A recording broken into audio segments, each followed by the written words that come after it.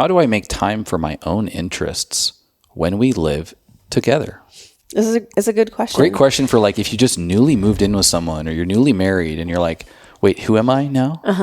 Or, we've been together for half of our life and we still, find ways to pursue our own interests. Now, that being said, we're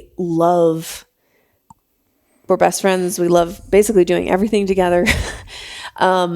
So I think, if this is you, have a conversation with your partner and have something specific that you're wanting to engage in. So like, what do you mean by interests?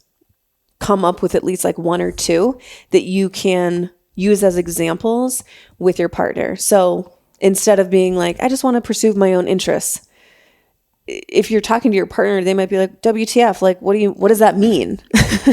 If you're like, hey, love spending time with you. And I'm noticing that I'm just wanting to pursue painting a little bit more. So, this is just an example, but like in the evening, instead of watching TV, I'm going to just, lean into my painting a little bit more. Right. And it's something that I really find a lot of value in, and I feel so good when I do it. And I'm just getting this intuitive nudge that I really want to lean into it more. And it's really like fulfilling and nourishing for me.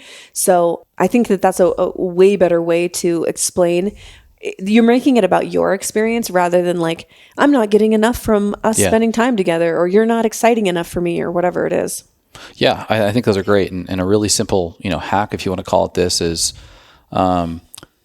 think about and then have a conversation with your partner around where are those dedicated spaces for me time or independence. I think a really easy way to do that is to dedicate your mornings to yourself. Yeah. Most of the time. You and I have completely independent morning routines. And that is where I exercise on my own. Today I went for a hike on my own. Once or twice a week, we might actually do the same thing together in the morning. A lot of times it's the weekend, and that's what makes the weekend kind of fun. You're reading a lot of times in the morning. You maybe might, be journaling. I'm doing yoga.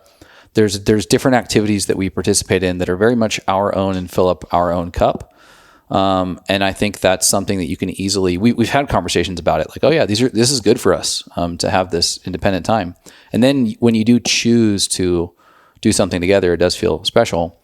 I think the other piece would be just having an awareness that whether it's on a monthly basis or weekly, if you need to, or quarterly, like there is not only the interest, but I would say it's good for you to participate in something social that doesn't include your significant other.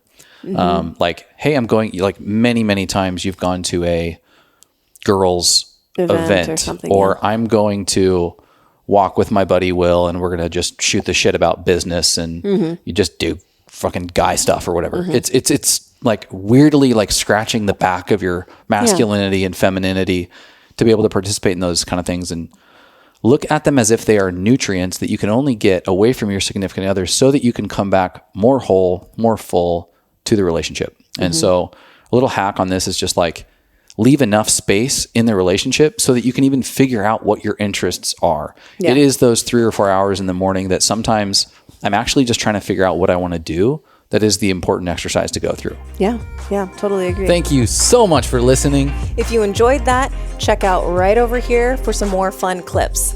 Oh, and you're going to want to subscribe. Bye.